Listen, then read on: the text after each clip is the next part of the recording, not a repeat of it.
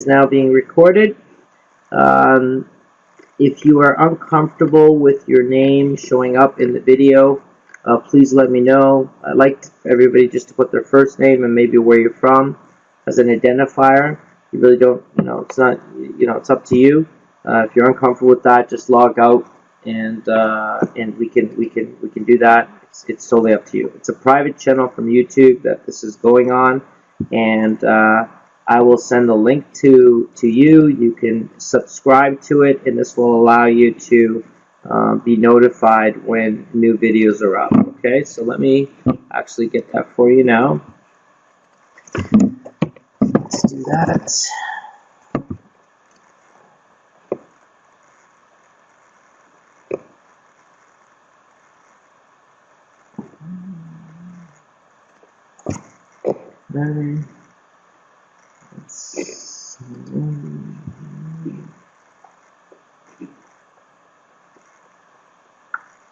Hold on 1 second. Just gonna bring that up. All right.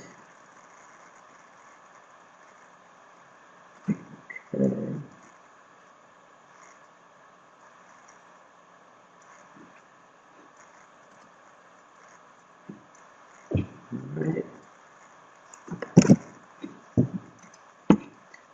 All right. Okay. All right. This is the link. You can click on that link. That'll give you that's the last video that we did. There's probably 4 or 5 or half a dozen videos by now. You'll see that the number runs up to about 20, 22. This one's 23. There's a series of videos that I was just sending the link directly. At some point, we'll put up those videos too. But these are the most recent videos that are being posted now for everyone to view. Okay, so you can click on that link and be able to do it. Like I said, subscribe, and that'll make it easier for you to be alerted to be able to do that. Okay. Now, any other questions by my Ajax group? I see some a lot of people jumping in from our older groups. So I'm going to jump into some of that stuff. Just want to make sure Ajax is good. You're please welcome to stay. Our meetings usually run from 9:30 to 10:30. Sometimes they'll run to 10 if there's some stuff that has to be done. But hopefully if you can stick around, they usually run to about 10:30. Sometimes a little bit longer, depending on the content that we're talking about. But we're gonna further discuss deals. Like I said, Tark is going to be joining us. He's a financial advisor, does mortgages, and he also manages wealth for people. And he will talk to us about options for lending, and also some private money, and some of the requirements that his experience has led him to better understand. What he can do with options with property. Okay, so any questions? Ajax, you're good? Can I get a yes from Ajax that you're good? Good. Awesome. All right. Okay, so we got people from all over Montreal, Toronto, Calgary, here right on the call that I can see. Who else is here? London, Montreal, yes. Okay, so let's do this. Let's open it up to questions. Any questions by anybody? Anybody want to ask anything? Is there any questions that you want to ask? I am going to jump into a deal that one of our group has sent to me to review, just to give you some information about it. I was getting into it with the new group, but I wanted to share with everybody else. So does anybody have any questions or anything they want to ask? Share with the group. Everybody good? We're good? Okay. All right. So I'm going to share a deal from Dave. Dave sent me a deal. And we're going to look at it and we could talk about it. Give me 1 second. 1 second.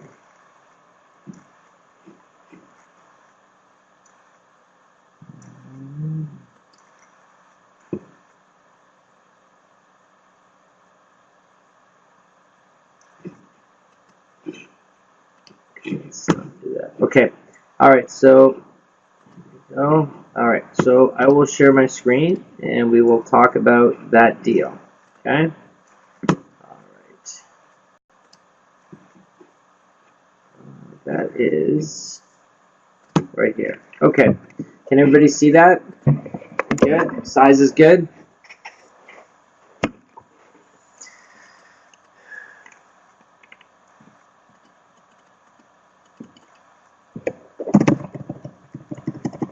Okay. All right. So Dave was looking at a commercial property. It's one of his clients. He has a business that deals with this individual. That was incidental that he found out later. But you know what? Actually, Dave, do you have a speaker on your phone, on your computer? Okay. All right. So what I'm going to do, Dave, give me 1 second. I'm going to change your status that'll allow you to jump in. Do you want to jump in and just, you can talk about the deal? Are you okay with that?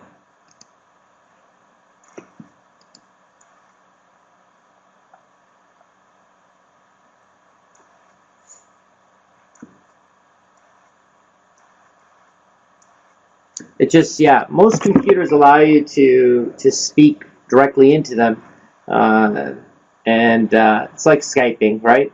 If you've ever Skyped before, then definitely you're good to go.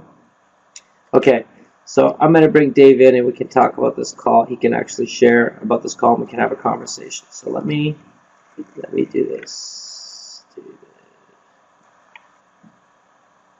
Okay.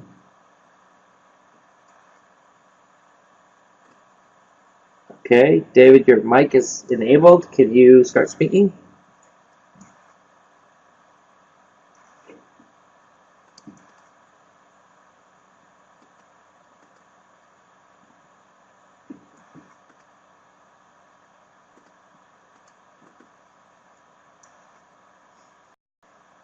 No, I can't hear you now.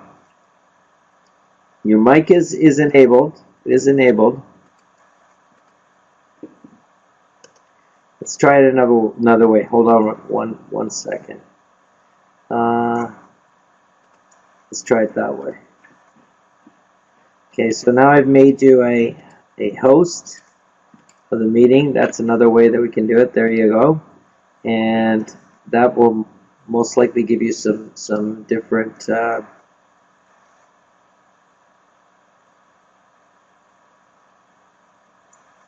Have you ever Skyped with that computer? I'm sure it has a mic, for sure. If you look in the top middle, you'll see that there's top towards the left, you'll see there's a mic option. You gotta click on the mic to enable it. Do you see that, Dave? Yeah, it could be on mute. Do you see a mic option?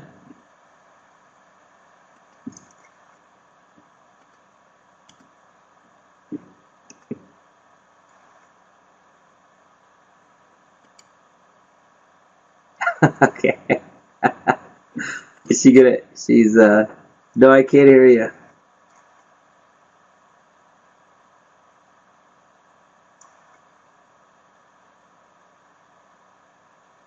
It's top near the top, very top, and probably on the just over to the left. It's somewhere in the middle to left.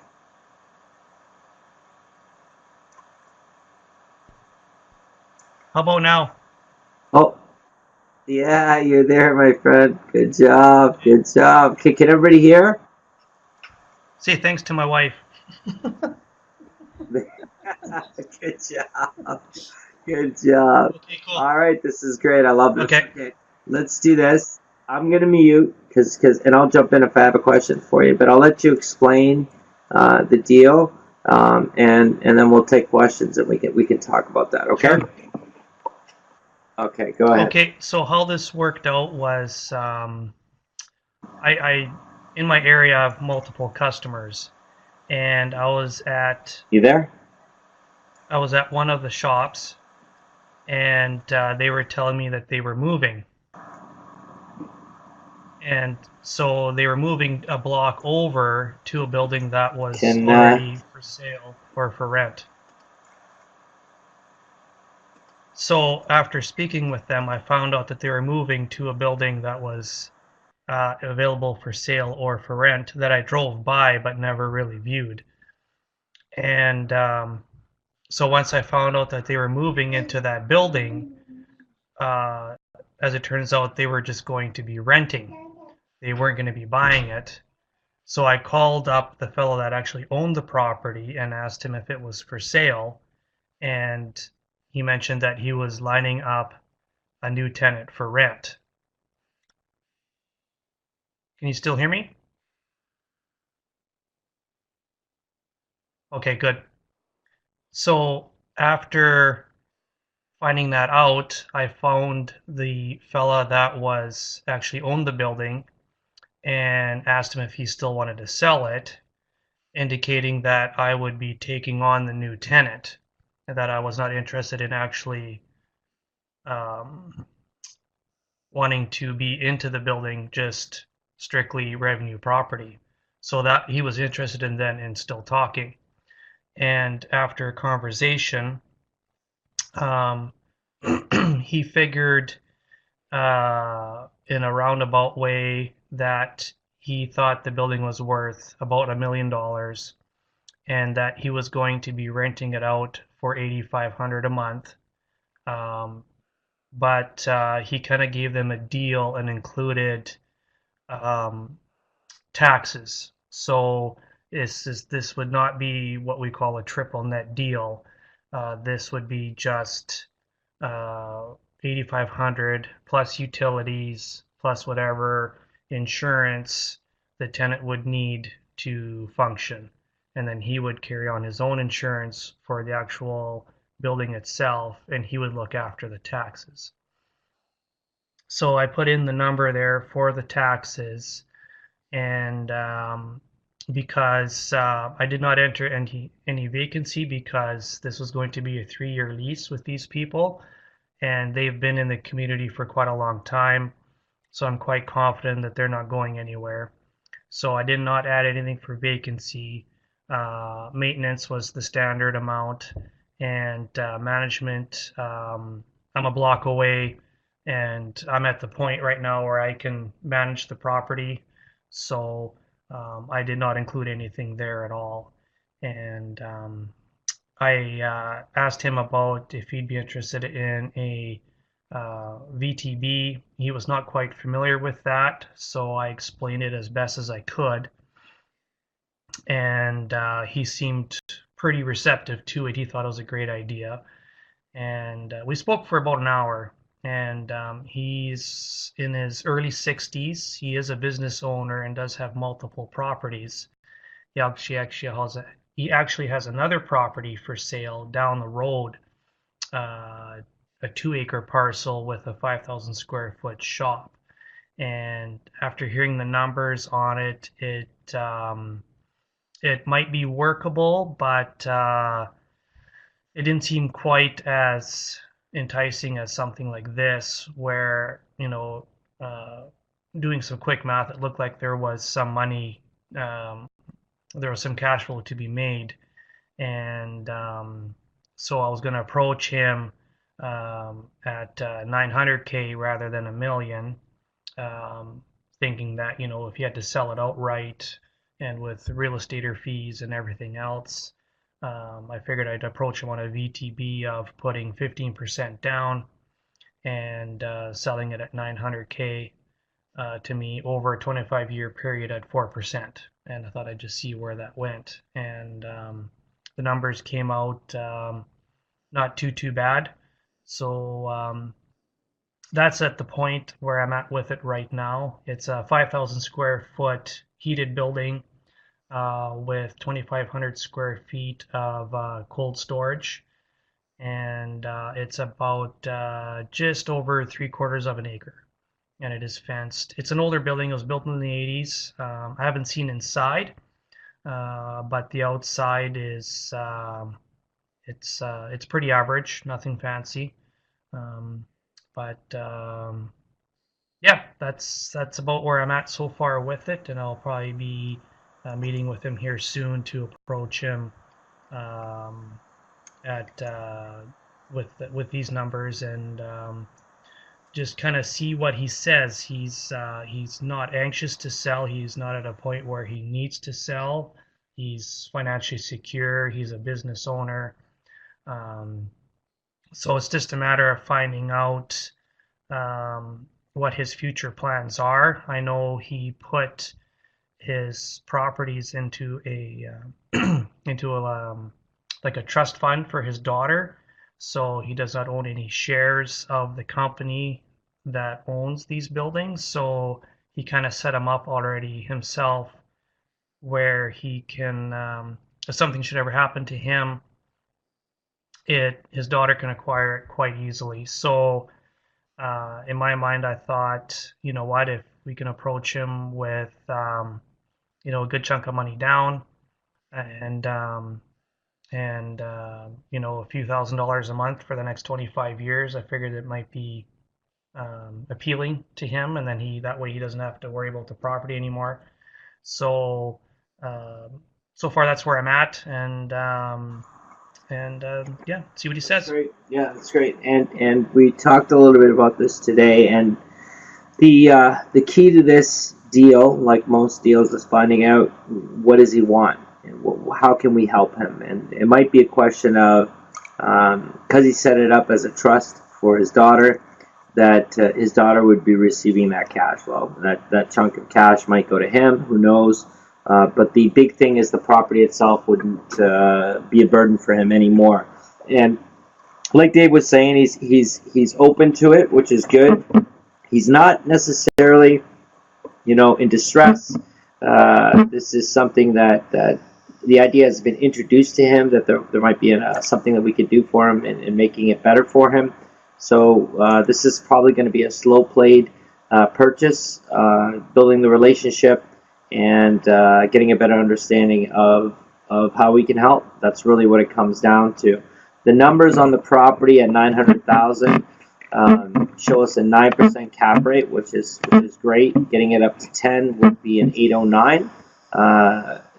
What we can do in this, and this is going to be a little more complex, just because the VTB, we're going to put that VTB in there, and at the end of the day, the VTB is really going to dictate what that purchase price is based on what he wants. So I've shown examples of how you can actually give somebody more than their purchase price with the VTB because of interest and principal. When we go down here to the VTB portion, we can actually pay the person more because of the interest that's paid to the individual because of the VTB. So if we call that total wealth accumulation, that would be the total amount of money received, interest, principal, and anything that we put down on the property might actually hopefully give him close to or even possibly more than what he was asking for. It's just a question of finding out what his cash flow he'd like to see. Does anybody have any questions about this property? I just want to let everybody know so far, there's been no appraisal on the property, so I'm not 100% sure exactly what it's worth. Just from being in the area for so long, I don't think he's out to lunch. It's probably worth between that 8 and $1 million, somewhere in there. I haven't seen what, as far as the city for taxes, what they value the building at. I'm sure it's quite less. Right. And usually is with tax assessment. Yeah. Yeah, and because it was a manufacturing type building, I know for sure I'd want to do some soil testing to make sure there's no chemicals in the ground and that sort of thing. And obviously, I'll walk through the property and kind of get an idea if it needs any work. If there's anything obvious that we would need to get fixed, or some type of inspection of some sort. So yeah, all the due diligence needs to be done. And you said the tenant, I don't know if you mentioned it, the tenant's moving in when? Spring. Okay, so that gives us some time. So it gives us some time, and ideally, if I could, if a deal could be worked, kind of get it either just before maybe they move in, or at the same time when they move in, maybe in the spring, and that way I don't have to carry the property through the winter and pay the heat bill and snow removal and all that other stuff that Right. would come into play. So currently the property is empty, it's vacant, which could be an advantage for us because it's costing the owner some money right now. He knows obviously he's getting a 3-year lease from these individuals, but that might help with the motivation to move the property. If we do get a purchase before then, we can defer payments of the loan to a later date to when they move in. That's not uncommon. It's really about finding what the individual wants and seeing if there's a way that we can both the seller and the buyer can profit from the transaction itself. You can see the coverage ratio on this is excellent. It's 1.7, which is awesome. We can see the net operating income is 80,000. The debt service will be 47, and this is going to change for us for sure, depending on what we do and how we put this deal together. Based on that VTV. So really, the big thing advantage here is the individual seems open to the idea. Also, there is no mortgage on it, so it leaves a lot of open opportunity. And Dave's already built some rapport with the individual, which is awesome. And as he said, Dave spoke about another property that the individual is controlling. That might be a second opportunity that we could maybe even involve in this deal to make it better for both parties. So, and Dave mentioned that he's getting up in the years. He's not he's not too old. He's 65, but he's getting into years maybe that he doesn't want to deal with it anymore. And we might find out that simply he's trying to create cash flow for his daughter, really, and that might be that might be the opportunity where his daughter can get cash flow for the next 25 years, which would be pretty cool for him. And I think it's important for all of us to recognize that, at least in my opinion, it's better to pass on to your children cash flow than actual so-called assets, right? If you can pass. Yeah, because Sorry, go ahead.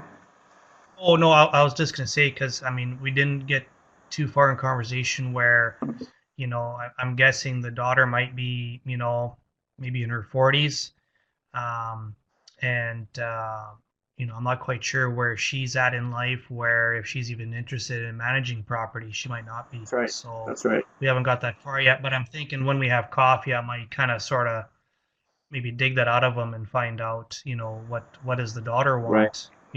Over the next X amount of years. Yeah. So. And you can definitely, because he mentioned that it was in trust and his daughter was going to get the property. I think that's an appropriate area to get into to possibly provide a solution for him. It's not not crazy for you to ask him those questions.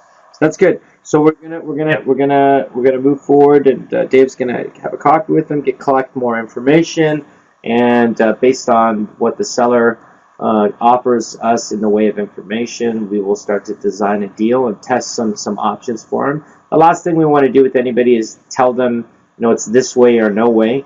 The more information he provides to us and shares with us, the more opportunity we have to give him different options to get what he wants, right? All leading to what he wants. It's just a question of structuring the deal that makes sense to us too. Okay, so that's excellent. That's great, Dave. That's an excellent deal that we can definitely hopefully pursue and take down this year. Does anybody have any questions about the deal? Thanks, Ron. Does anybody have any questions about the deal or anything they want to ask? Or everybody's clear on that deal and the metrics? We're good? All right. Okay, let's give it one more minute to see if anybody's going to type in a question.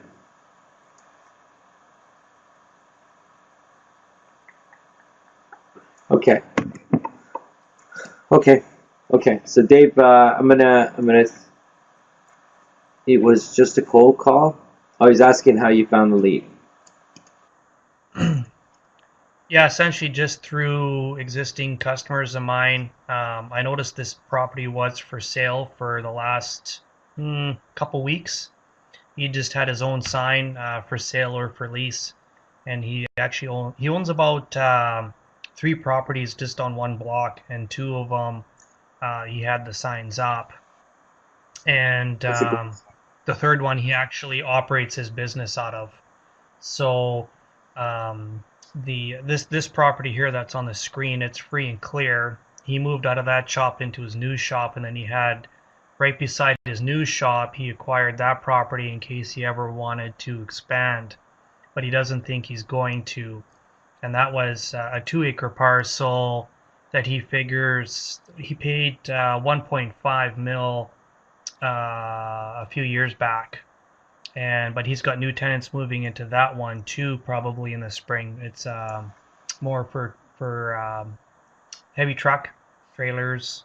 It's got a 5,000 square foot shop on there too, but he told me he owes just under $1 million on it. So I never really approached him too much on that one right now. Just this one seemed to be more appealing to me because it's free and clear, so it's a perfect VTB opportunity for him. Right. So yep, that's good. I thought I'd just try this one first, see where it leads, and then maybe we can talk about the other one as well. Yeah, definitely. So, and then actually the people that are moving, that are going to be leasing this property, they're moving out of another property down the street from me that might be coming for sale, that I'm going to dig into as well here, hopefully within the next week or so, just to find out, because that's another older gentleman that owns the property, and it's a double lot, so it's got a shop on it right now, but it needs a lot of work, and but it'd be perfect if you wanted to actually, in my mind, just because I know some contractors and home builders and commercial builders that it's a perfect place to put up a new building and maybe create like some sort of a joint venture and put up a new commercial property, acquiring those two lots, because there's probably a good 1.5 to 2 acres of space. So that's something I'm going to look at down the road. We'll see what the owner plans on doing with it after these tenants move out. He might be in the position of wanting to sell because he hasn't invested anything in the property at all. So he just might be tired of it. So we'll see where that leads to.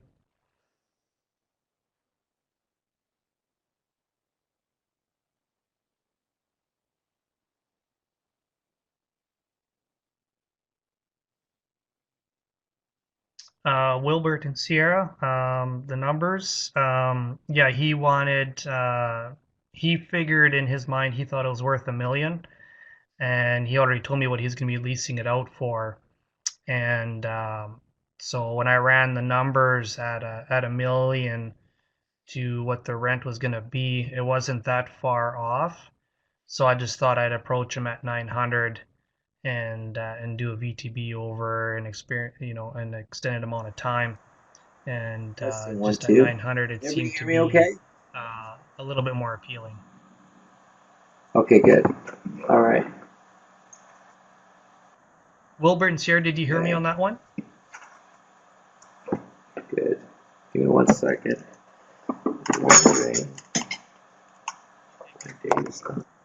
I hope that all makes sense. That's right.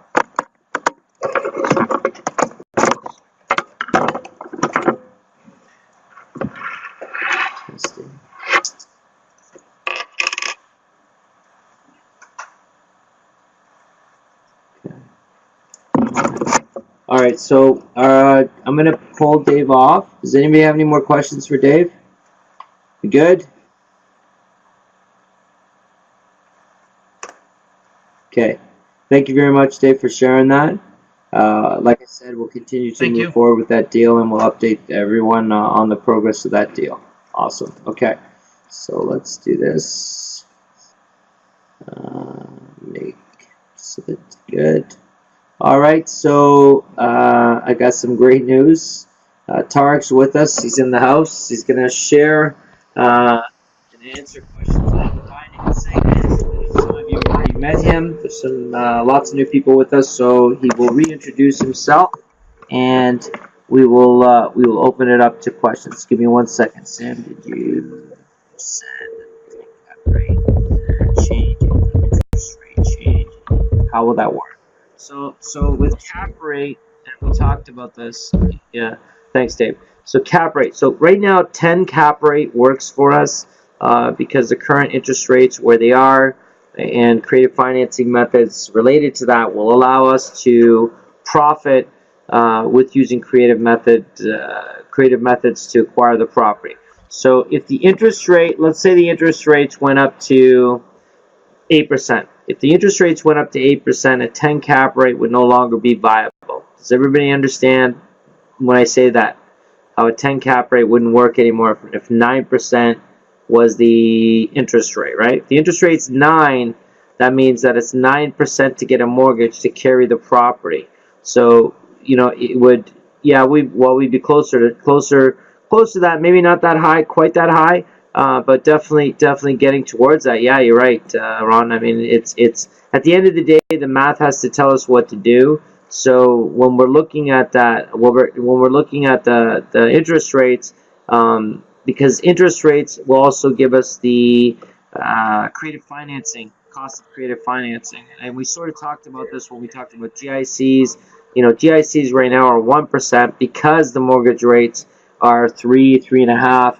If the interest rates went up higher, and the mortgage rates would reflect that. If the mortgage rates were, say, 8%, then GICs would be 3%, 4%, 5%. They're always going to be lower typically than the mortgage rate, and they'll always be typically less than inflation. So just because the GIC says that it's giving us 7% in a particular market, that we could speculate, and we'd have to do the research. It wouldn't be that hard, but we could speculate that inflation would be, say, 10% in that particular area. Because GICs are guaranteed income certificates. Because they're guaranteed, it's going to be less than the actual inflation rate. So the banks, the creative financing, hard money, private money, is all going to shift based on rate changes. So a cap rate of 10 works today. It would not have worked in 1982 when interest rates were, plus 20. That wouldn't work there. So we would adjust that, Wilbert. We would adjust that based on Sierra. We adjust that based on the changes in the market. Currently, right now, we're still good with 10. We can still profit from 10. And at the end of the day, again, this is why we run numbers, regardless of cap rate. You can look at the profit of a property just by running the numbers and seeing what the yield is based on current mortgage rates. Okay? Does that answer your question? Is that clear for everybody?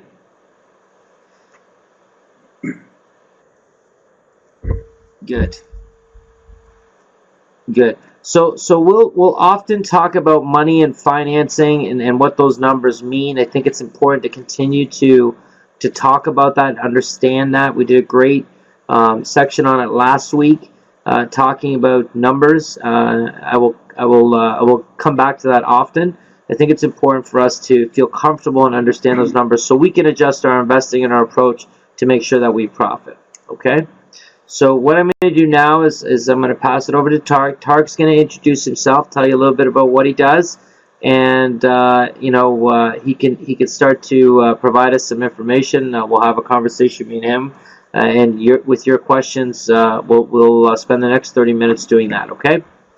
And I know some of you had questions, so please, you emailed me when you heard Tarek was coming on, and you wanted to ask questions, so please post them on the chat box, and we will be able to do that, okay?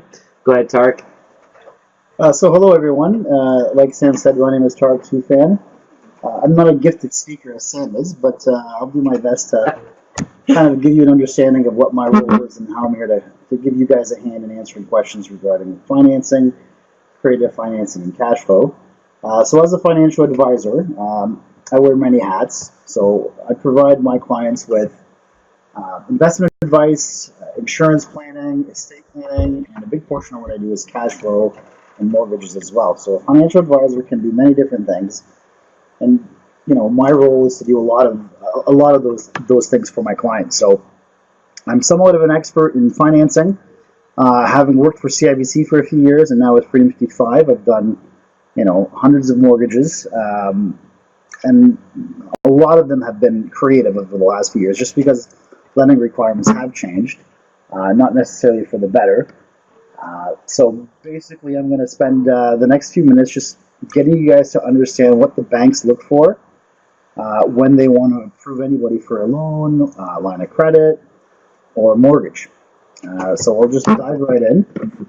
I mean, there's a bunch of things. So once you've got a property picked out and the property is, acceptable to the bank, and you've got decent credit, and I think most banks and financial institutions are looking for a minimum Beacon score of 640.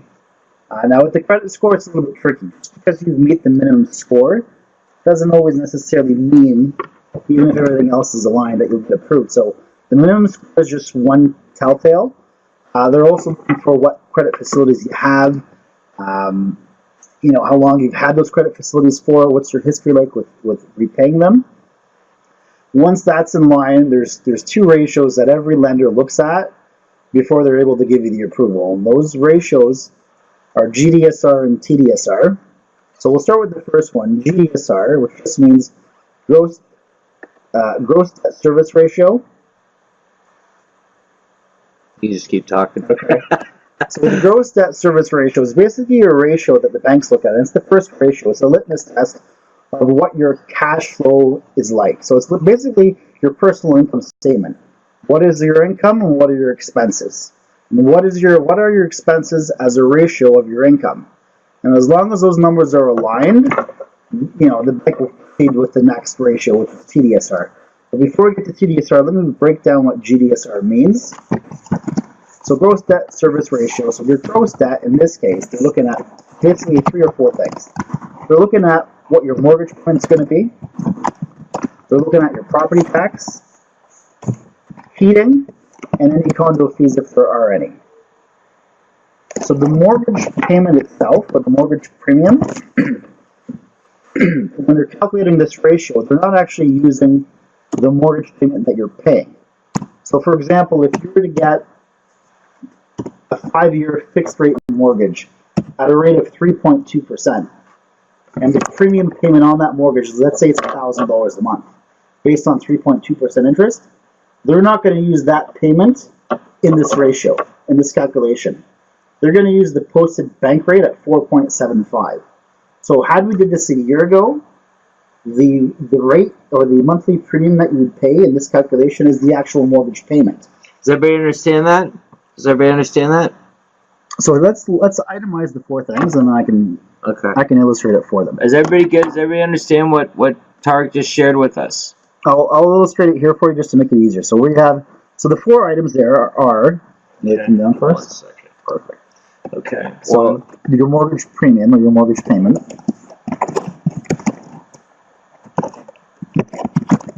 Okay. 2 is your property tax.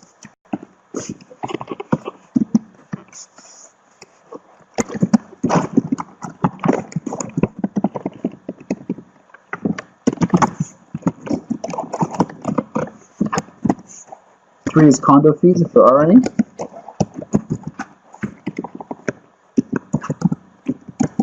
And 4 is heating.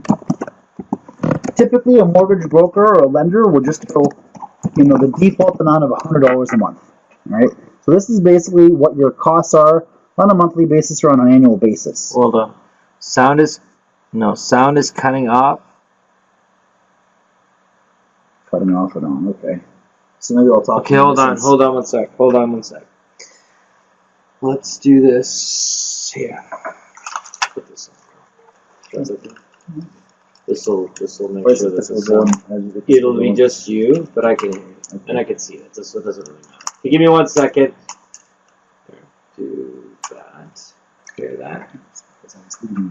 Yeah, well, it's all right. It's harder to do that. Give us 1 second. Okay.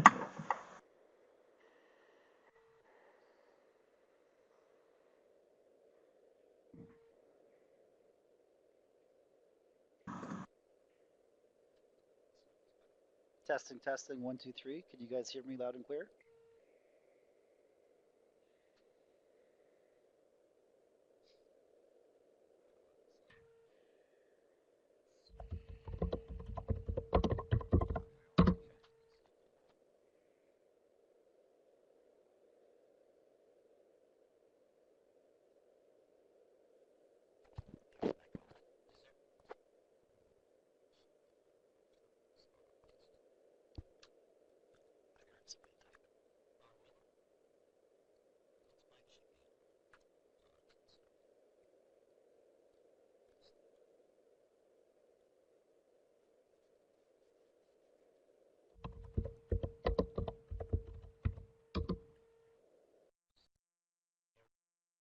Can you guys hear me loud and clear now? Should be better. Perfect. Okay. So this is basically your first litmus test in lending requirements. So if you can achieve the number that the banks or the financial institutions are looking for with the GDSR, they'll take you to the next calculation, which is the TDSR. So let's throw in some numbers here, Sam, just so they can see what it's like. So gross debt service ratio, this is the ratio where they're comparing your expenses, these specific expenses, not just any expenses, but these specific 4 expenses as a ratio of your income. This number typically needs to be less than 32%.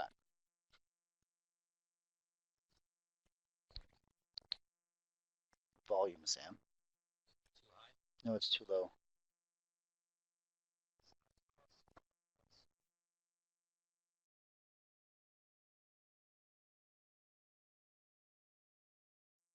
Is that better, everyone?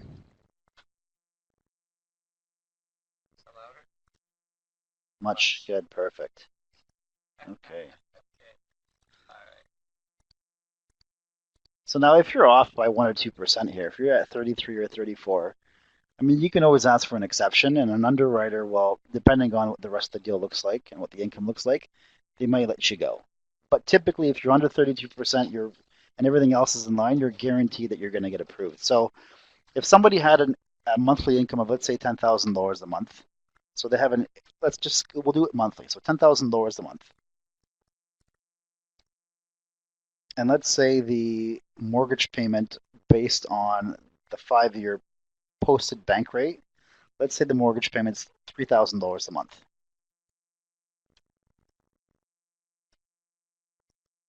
So maybe they're doing a $750,000 property, let's say, for example.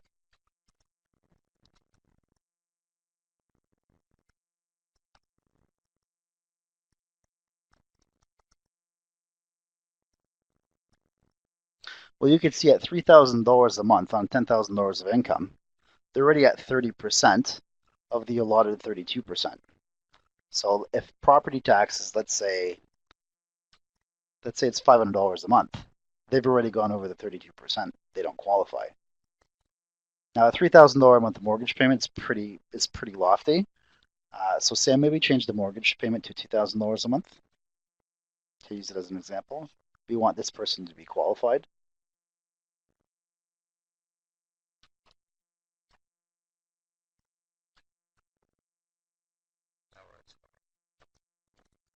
Perfect.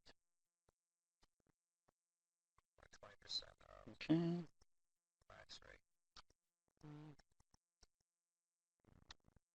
Now, on a property at $750,000, to get your mortgage payment down to $2,000 a month, you're putting down about $250,000.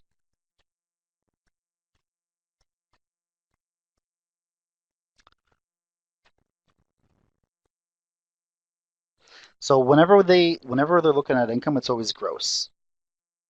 So it's always gross. Is there any other questions regarding? Sorry. Oh, okay. Sorry. For Sung and Kathy, 18 from Ajax. Yeah, the $10,000 a month income, that's your gross income. We never look at net. Everything's always based on gross. You should be seeing. Oh, I know why. You see it now? Okay. So what happens when I don't?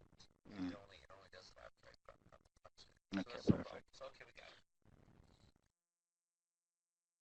Okay, and then you've got the property tax in there. Okay, so put property tax in there. Let's say it's $500 a month.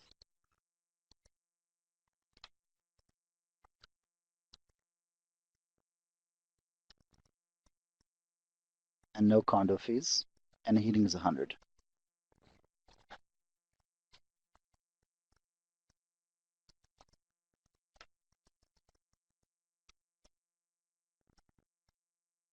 So in this example,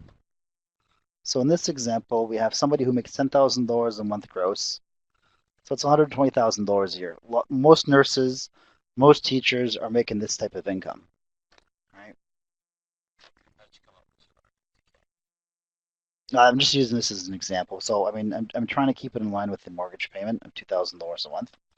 So on a $750,000 mortgage, your mortgage payment is going to be a lot more than $2,000 a month. Yeah, the key point here is that the 2K, to get this 2K per month, in this example, we'd have to put substantial deposit down because the value of the property purchase price is 750. So the down payment, I don't want you to worry too much about the down payment, right? The down payment is to make this example as real as possible. That's why Targ used the down payment of 250K.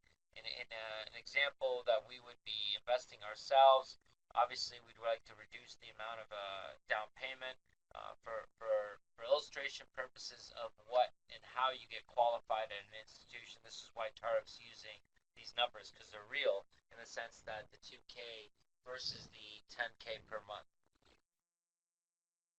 And I'll get to Wilbert and Sierra here in a second. I just want to finish this calculation. So in this example, if we add up or if we tally all the expenses, so we have $2,000 a month in mortgage payments, we have property tax of $500. That's $2,500.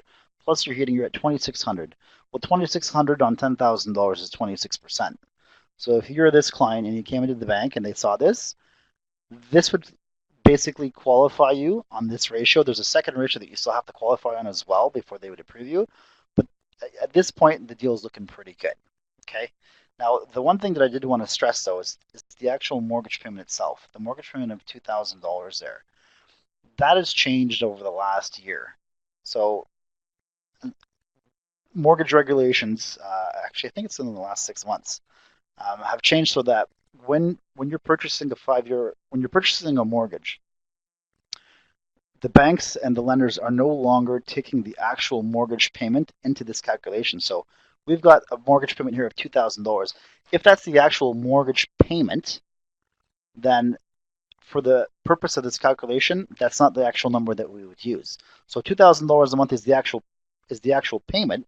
So you would logically think that, well, if I'm paying $2,000 a month in my mortgage, why wouldn't we use that number in this ratio? Well, the government wants to make sure that if rates do go up, 0.5%, 1%, 2%, whatever it is, they want to make sure that you're able to afford your mortgage payments 5 years down the road, 10 years down the road. So it's great that mortgage rates are low this year, but they might not be low in 5 years. And if anybody remembers the 80s, we had mortgage rates in double digits, high double digits as well. So it's a litmus test. They want to make sure that if rates went up to 5%, could you handle the payment? So for the purpose of this calculation, in the last 6 months, they've changed it. So no longer do you use the actual payment. They're making you use whatever the 5-year posted bank rate is, which is 4.75.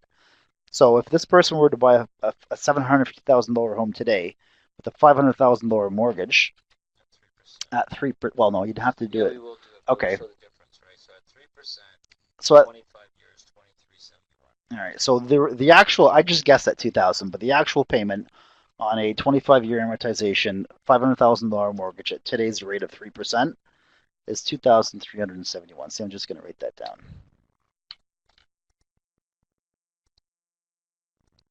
So that's the actual mortgage payment. But for the purpose of this calculation, the lender is not going to use that amount. So if you want to pop in there 4.75.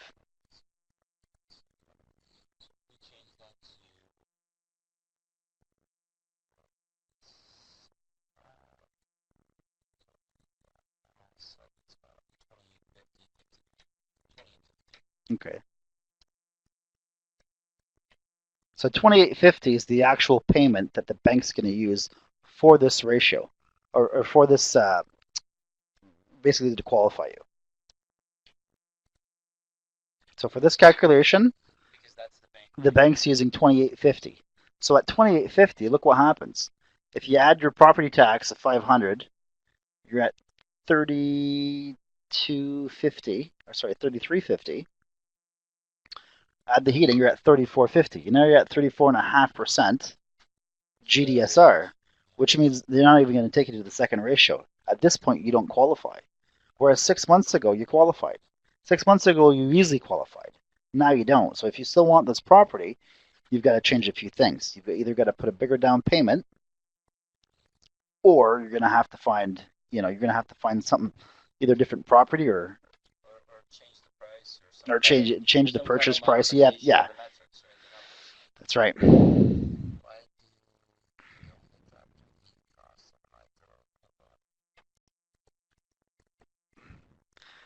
Well, there's no real good explanation for it. I'm assuming it's because, I mean, you have to survive. I mean, if you had to survive, you'd have to have heat and you'd have to have a roof over your head. I guess, maybe they wouldn't consider hydro a necessity, right? Like if you didn't pay your hydro bill, you'd be fine. If you didn't pay your gas bill or your heating expenses in the middle of winter, then you're in trouble, right? They're looking at worst case scenario, basically, is what they're looking at. Yeah, of course, the least impact. But this is just the first calculation. So just because you qualify here doesn't necessarily mean you qualify for the deal. So everything else still has to be good. You have to have good credit. You have to be able to prove the income of $10,000 a month. The property has to be good. But so the next. Before we go any further, does everybody understand the importance of this 32% metric? Does everybody understand this is really what Tarek's working off of, right? Is the 32%, and okay, so let's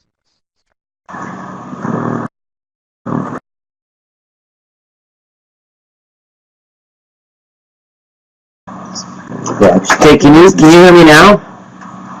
Am I loud enough? Okay, too loud. Okay. That too loud?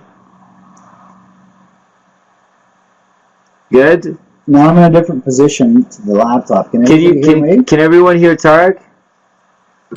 Say something, Tarek. Can everybody hear Tarek? Muffled? Okay, so you're gonna have to move yeah, my yeah, chair. yeah. Hold on 1 sec. There, try now. Okay, we've repositioned the laptop. Can everybody hear me clearly now?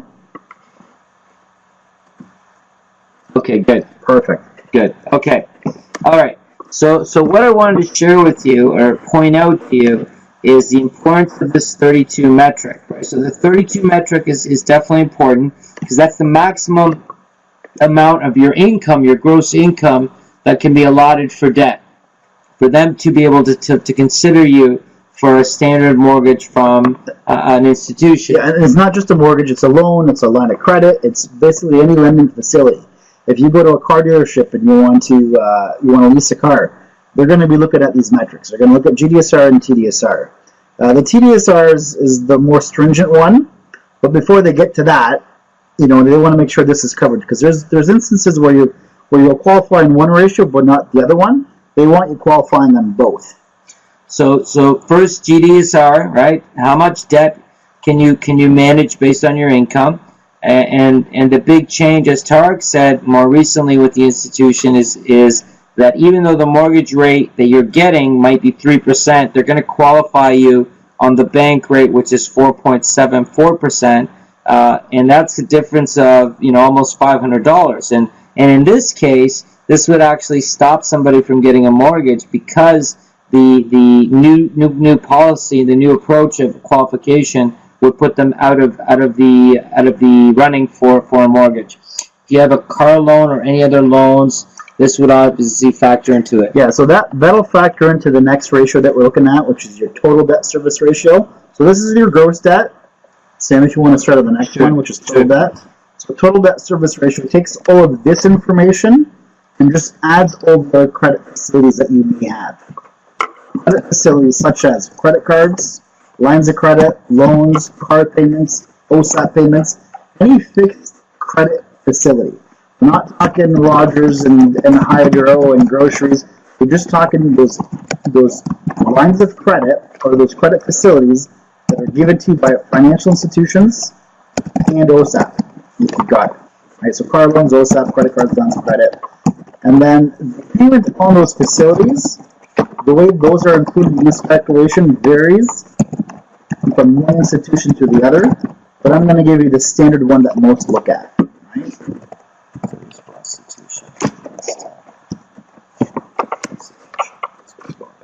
Okay, does everybody understand that? So TDSR, all other debt from school and institutions. So those loans, all those loans now will be incorporated in your debt, so they can see if you can carry the total amount of debt. Now at this rate, so they're going to change the number now from 32% to 42%. Okay. Up to as high as depending. So you can go anywhere as some places it's as low as 40, and other places it's as high as 44. So anywhere between 40 and 44, depending on the institution. Percent of gross income. Exactly. Okay, so your the heating cost of $100 is the heating cost. The property tax, we use the actual property tax amount. The mortgage payment, we use the one based on the 5-year posted bank rate. Now, how do we factor in your car loans, your lines of credit, your credit card payments, and things like that? Well, the car loan, if you could start with the car loan, Okay. we take that at face value. So if your car loan is $300 a month, we're going to add $300 a month to the expenses side of this ratio, of this calculation. The car loan is standard. Face value. Whatever the monthly amount is what's going to be included. Alright? Yeah. Right. Okay. Okay. Where it gets tricky is your credit cards. But for credit cards, we don't care what you actually pay. You can pay off the whole credit card in a month, or you can pay the minimum. And we're going to use 3% of the balance monthly. So if you've got $10,000 racked up on a credit card, and let's say your minimum payment, because you've got a teaser rate of 1% or It's 0 possible balance, right? of the actual balance. Oh, okay. Not possible, of the actual balance.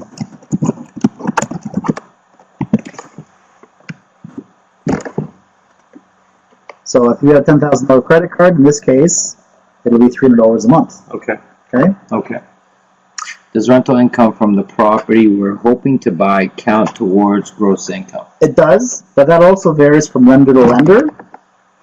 So most lenders will take half To be safe, of yeah. the income that you're bringing in and include it as income for you. Now, if you don't have this on your T1 summary, if you're not declaring it and you're new to the industry, and they're just going to be looking for a lease. So if you can produce a lease that indicates, Proof of income. client A is coming in at this date, and there's a lease agreement, and he's going to pay X amount of dollars for the next 12 months, they'll take half of that amount, even if you haven't earned it yet or have no history of earning it, they will take it and add half of that amount to your income. So this is where coverage ratio of a property is important, right? If our coverage ratio is low and they're only counting 50% of that income, the gross income, that's going to be a problem for us. Does everybody understand that? So let's finish the TDSR example. So let's add some real money and see what happened with this client Okay. if they had a car payment of, let's say, $250 a month. Okay. So there's a car payment of $250 a month. He's got a $10,000 balance on his credit card, which is $300 a month, and he's got nothing else. No student loans, no other lines of credit, no other credit cards. And the second was credit card. Yeah, $10,000 balance on a credit card.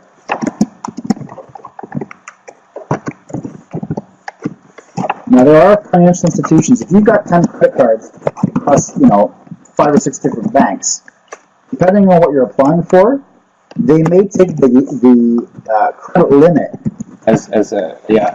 as the amount and Yeah. do 3% based on that. But it depends on the financial institution and it depends what you're borrowing on. If you're borrowing for a mortgage, most financial institutions do not take your credit card limit or your credit limits. They take the actual balance. Okay? Does everybody understand that?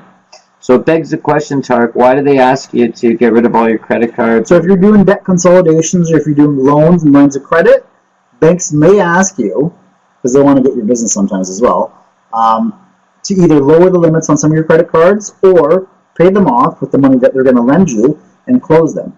Having worked at CIBC, I've drawn up hundreds of letters to other financial institutions asking them to close Lines of credit facilities for their clients. Yeah, yeah. Now, it's not my job to mail those out. It's the client's obligation to give it to the lender. That doesn't always happen. So there's no way for the bank to actually force you to close those facilities. They'll indicate that they want you to. They'll give you the paperwork. But when push comes to shove, it's up to you basically to do it, right? Right. So what is it? But what they will do is that they will do this though sometimes. So Yeah. if they're doing a line of credit for debt consolidation loan to pay off other credit cards, they will when they issue the line of credit, they'll debit the account, the amount of the other debt, and pay them for you. Yeah, They yeah, can't close them for you, yeah. but they will pay them to Yeah, a zero yeah. balance They'll for allocate you. the funds. Absolutely. Yeah. So what is this? What is this trend that we see here? Often, I get a lot of students telling me that they're being asked to close those credit cards out for a mortgage, just getting a mortgage. They're asking them to close out credit cards. Depends on the lender, Right. So, if you're using a B lender, if you're not using the 5 credit banks, they may ask you to do that. So, an underwriter will look at the deal, and if he sees that there's too much credit facilities available, it's up to the underwriter. He could ask for some of them to be closed, right? But you see that a lot more often with the B lenders. You don't see that so much with the traditional lenders. Right. And let's see here. So Jacqueline said I had to prove credit cards were paid off. Okay, so in this case, this absolutely makes sense. So let's look at the TDSR. Let's look at the TDSR one right now, for example. So for this person, let's say the maximum TDSR is 42%. So here, if we add the credit card payment of $300 and the car payment of $250, that's an additional $550 on top of the 30. Where were we at here, Sam? 30. So here we were. Just give me the math here. So let's do this. Let's look at 25, 26. So 26, 7, 28, 29. So we were. Let's see, 250. No, that was the down payment. Okay, no, so it's 28. Yeah, that's right. So 2850 plus the 100 and 500, right? Yeah. So that would put us at what? 600. Here, let me do the calculation. 29, So what do we got? We got 34.50, so 37, 39. So you're at $4,000 a month exactly on this one. So at $4,000 a month, this person qualifies on the TDSR. He doesn't qualify on the GDSR. However, let's say, for example, he qualified on the GDSR for a second. So let's say he qualified on the GDSR, but let's say the credit card payment was $500 a month and not $300 a month. Now, at $500 a month, this guy's over the 42% on his TDSR. Well, he doesn't qualify. Well, there's a very easy fix. That easy fix is pay your credit card off and close it. Now, some may ask you to close it. Some may just ask you to pay it off. Most will just ask you to pay it off. Okay? But once it's paid off, guess what happens? That $300 a month payment is no longer factored in. Even though you're not paying $300 or $500 a month, maybe you're making the minimum payment at $60 a month. They don't care. They're looking at 3% minimum payment monthly. So an easy fix is just to get it paid off. Now it's paid off. Well, now you qualify. You get your house. And then at that point, you could You apply for another credit card. And you can do what you want, basically, right? I'm not advocating you go out and blow yourself up with your credit. But it's for investing purposes only, so everyone understands, right? We're talking about this as a strategy to increase the available capital, or understanding how to access additional capital for investing purposes. Okay, so Jacqueline has a question. I had to prove this. Yeah, this is exactly what we're talking absolutely. About. Does that make sense, Jacqueline? Does that answer your question? It's just the thing is, when you go to the bank, they're not sitting there explaining to you these ratios. The computer spits out a number and it says you're over, and that's it. So they see you over, and they're thinking, okay. Well, if you're over, but you're way over, let's say you're at 65% TDSR, and there's no real easy fix because you got to pay off all your credit cards, you got to return your cars that you're kind of locked into a lease. Then they're just going to say you're declined. But if you're close, and it's just a matter of paying off a few credit cards, they're going to tell you, just pay off these credit cards. Now the numbers are online, you're approved. So does everybody understand that GDSR has to be applied first, and then the TDSR, right? So the GDSR. Does this loan push the person over 32%? If it does not, then we can go to the TDSR. Does this loan, in combination with other debts, push this person over 44% of their gross income? Remember, this is gross income. So when you're talking about 44% of your gross income, that's a good chunk of your net income. That's a huge chunk of your net income. If you're earning $100,000, you might be only bringing home, say, 60.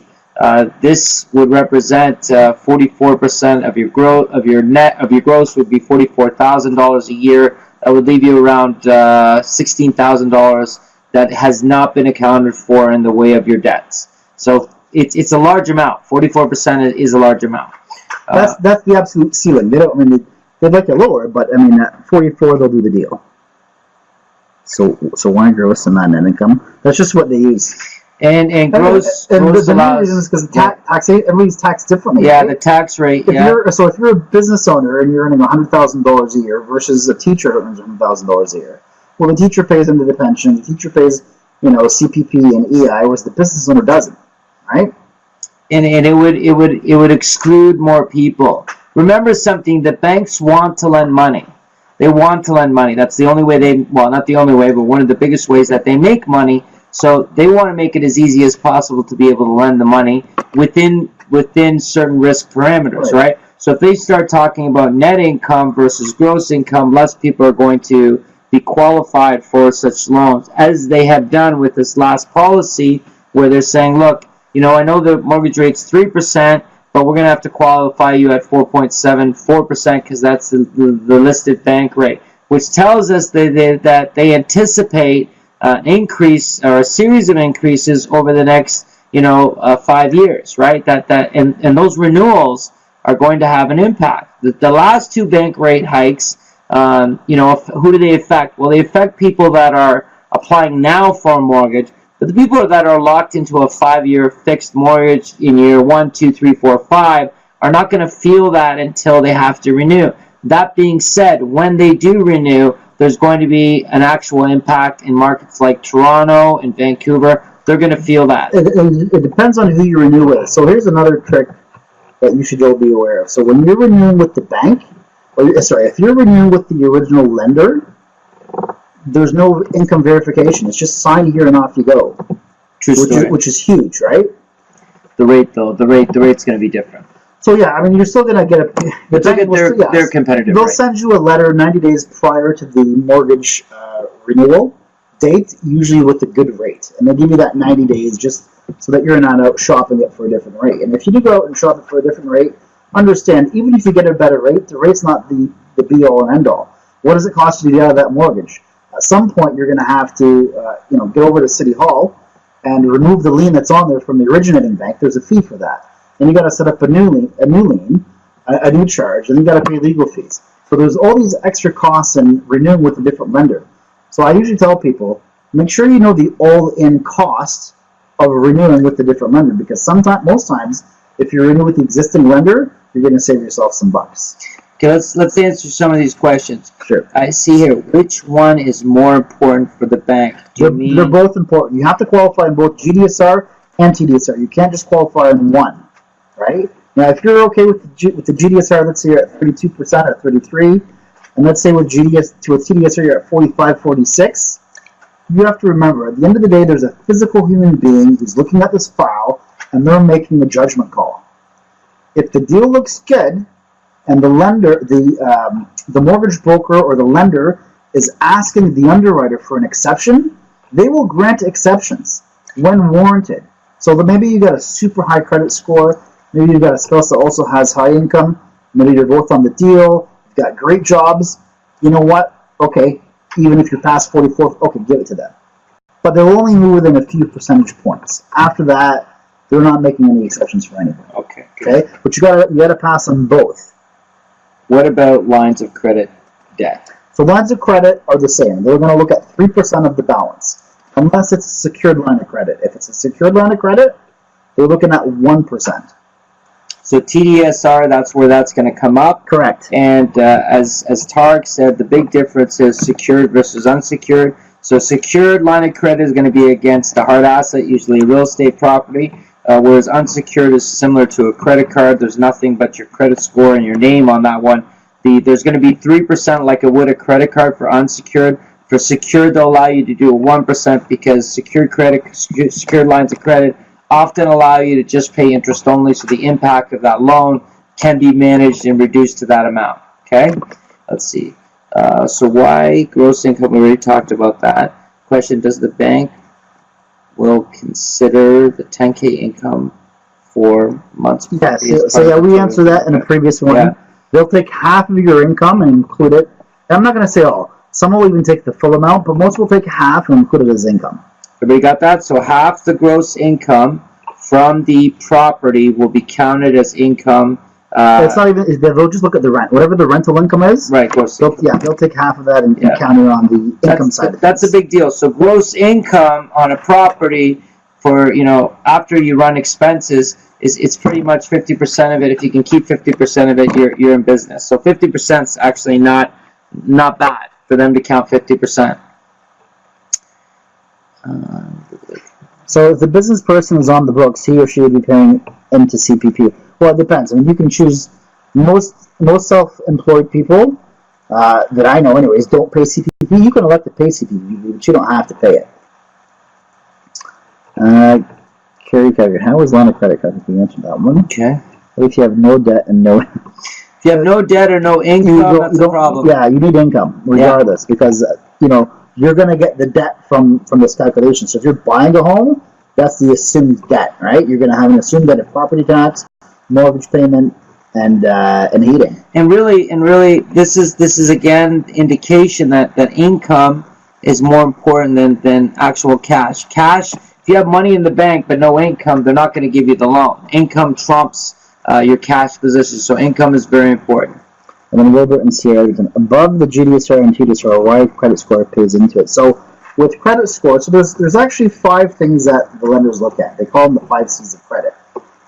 Capacity, do you have the income to support it?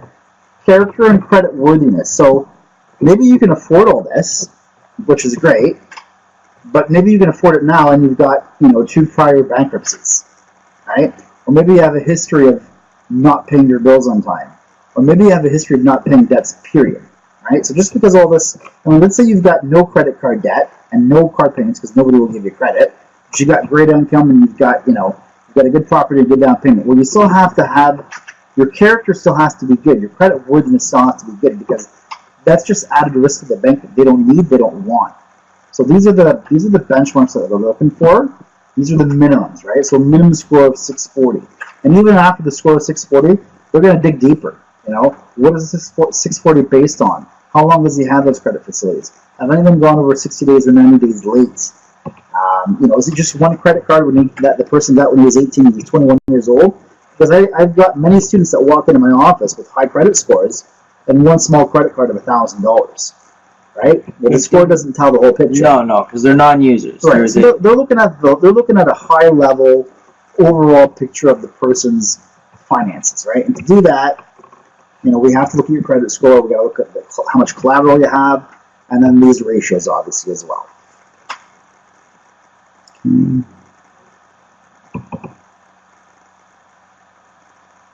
But these 2 ratios here, they're the holy grail of lending. So when you walk into a bank, the computer's calculating these 2 numbers. And if they work there, so you can, basically what you should be able to do before you do any deal, is just do your own calculations. Do your own GDSR and TDSR and see where you're at.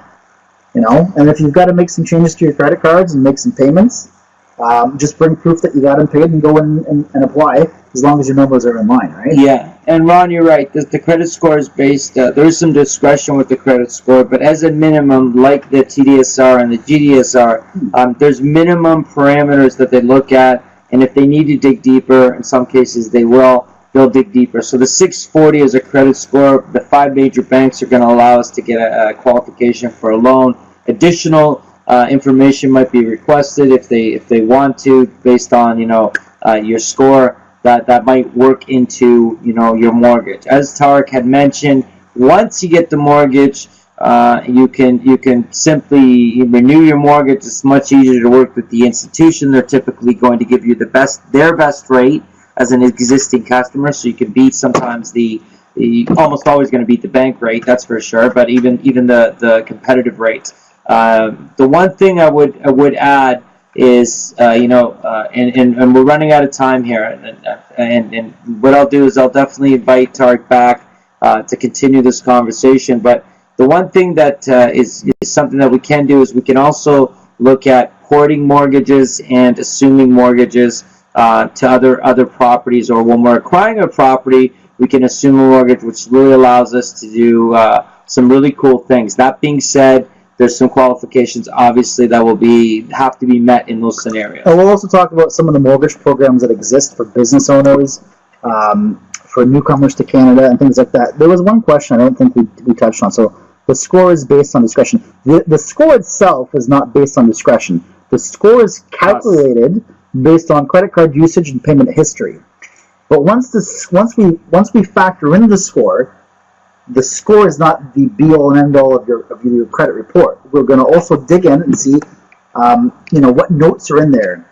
Is there previous debts that were written off on your credit bureau? So your credit bureau tells you a few things. And I should have indicated, the credit bureau is not just the score. So the credit bureau has a score, but it also has all your credit facilities, how often you pay them, what those amounts are, and your whole entire credit history. So the score is one part of the bureau. The details are the other part. The lender is looking at both the score and the details. The score is calculated. The details are at somebody's discretion. Like he can review the details, and they're going to use their own discretion to interpret those details. This is an excellent question. So just before we do, so just let's answer that. My in-law leased a car, and the monthly payment. My name is on the ownership. So the car, the loan itself, is the loan in your name, or the car in your name, or both?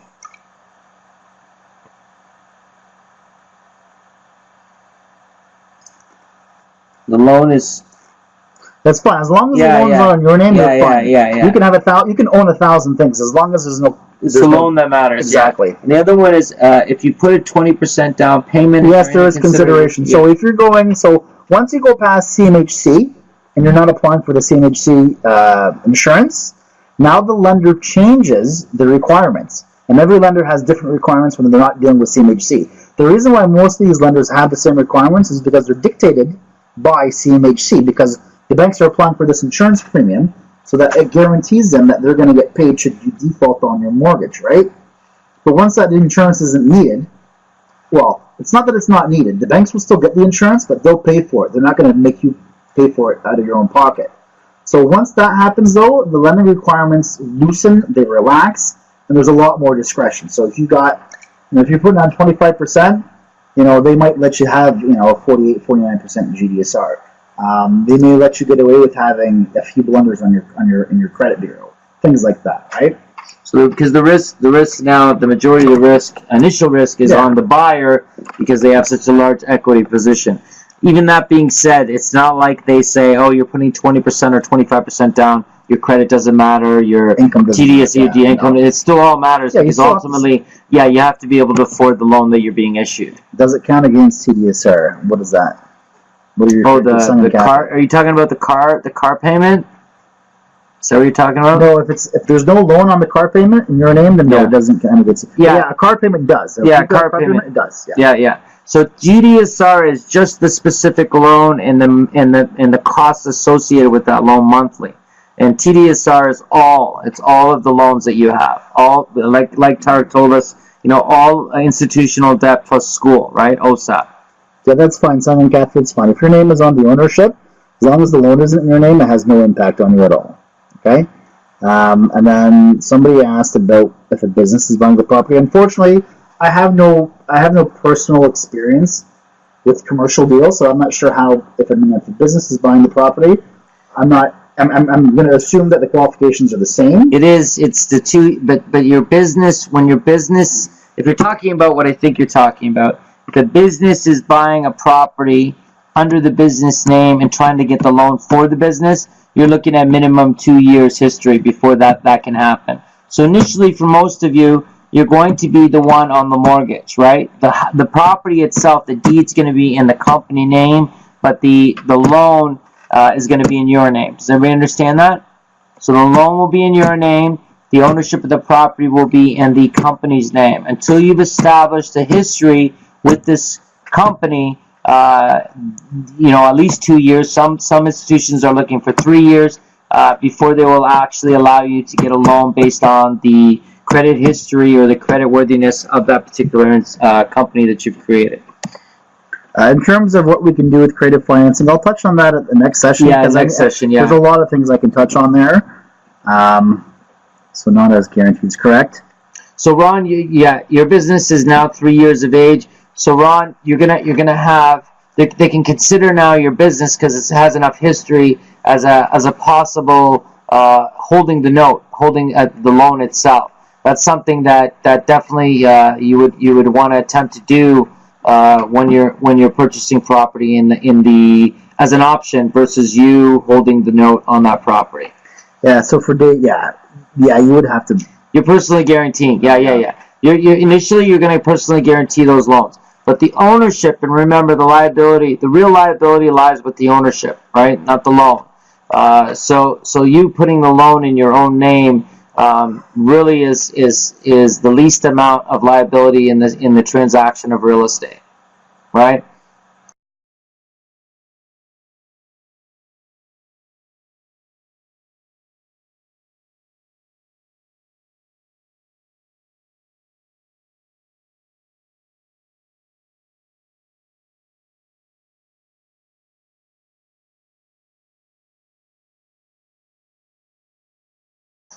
Good to know. Thank you. Good. Okay, so we're gonna wrap up. Okay, so I'm gonna wrap up in the next few minutes. If there's any last minute questions, we will definitely bring Tarek back. I'm trying to convince Tarek to come once a month on our calls to share with us, and that way you guys can all ask your questions at that time. Yeah, we definitely want him. We want him there. Obviously, those of you who have his contact information, I want you to use that for business purposes. I'd rather your questions be addressed on the call when we're doing it when he visits us once a month. So if you're looking actually for a mortgage or some financial advice, that's great. Reach out to him. Otherwise, let's hold those questions to this. If they're general questions, we'll hold them to when he visits us once a month. I also talked to my lawyer, and he's I'm hoping to get him to join us once a month on our calls so he can talk to us about contracts and agreements and help us out in that area. Okay. I want to ask real quick, is there anybody who's a realtor on the call tonight? I know we have some realtors. I don't know if they're on the call tonight. Anybody?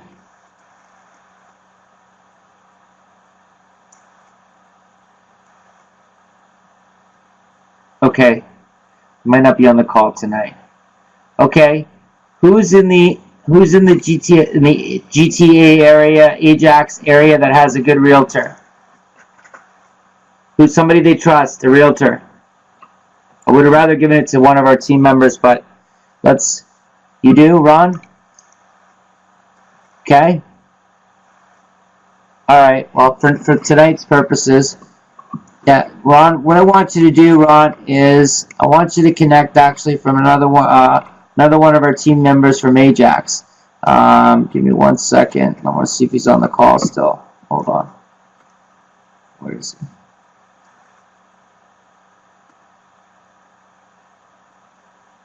Montega. So who is also from this weekend, Ron? Do you remember? You have his contact, right? Yeah, there you are. Good. Can you guys? Do you guys have each other's email address from that list, right, Ron and Montega? Awesome. So Ron, can you guys connect and give him somebody in your area? Just because we're looking at a deal right now with him, and I was hoping that one of the realtors, because I know we have a couple that are in the area. But you know what? This is not bad. You guys are already connected that way. Why don't you guys connect and you can refer somebody to them? The other thing, and we'll talk about it not now because we're going to wrap up, but also I want to talk about partnerships and opportunities amongst each other. I know some of you are sitting on capital, or some of you are looking for capital. As one particular area, we can definitely bring up that conversation next week, next Tuesday, which will be at 9:30. 9:30, okay? 9:30. We can talk about the possibilities of that. Obviously, we will always seek legal advice and make sure that we are making sure that the contracts and agreements are in the best interest of both parties. We'll do that at the appropriate time, but we can definitely have the conversation, okay? Okay. So what I'm going to do is I'm going to wrap up. Any other questions before we wrap up? It was a great evening. I really appreciate it. Thank you, Tarek, for coming and sharing with us. You're very welcome. It's been my pleasure. Awesome. Okay. Yes, Sierra, it does. It does. So anybody that's going to miss this session for next week, just remember, it'll always be recorded. I hope everybody got the link from YouTube. You already know the link. All you got to do is go back In the next couple days, I'll have this new video posted up. So don't worry. If you're in Momentum, I want you to go to your classes. I want you to make sure that you take advantage of that, get into those, and get things set up. You'll always be able to come back to the Tuesday call, and the videos will be up. Okay? No problem. My pleasure. My pleasure. Our pleasure. The email right now, link for YouTube. Stay on it. I'm going to give it to you right now again. Folks, give me 1 second.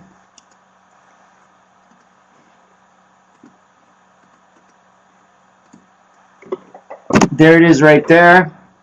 Click on that. Thanks. Sonia, Kathy, thanks. So click on that link. Make sure you subscribe. That'll allow you to be updated when a new video comes on, okay? Has everybody got that? Make sure you grab that. Make sure you have made this page a favorite in your browser so you can always come back to it, because we're always going to use this room, okay? And like I said, this will be posted in the next couple days. They stay indefinitely. It's only for us. So yeah, I don't take them down. It's a comfy room, yeah. Yeah, you're good. Okay, if you're good, type in yes or Y as we close up this meeting.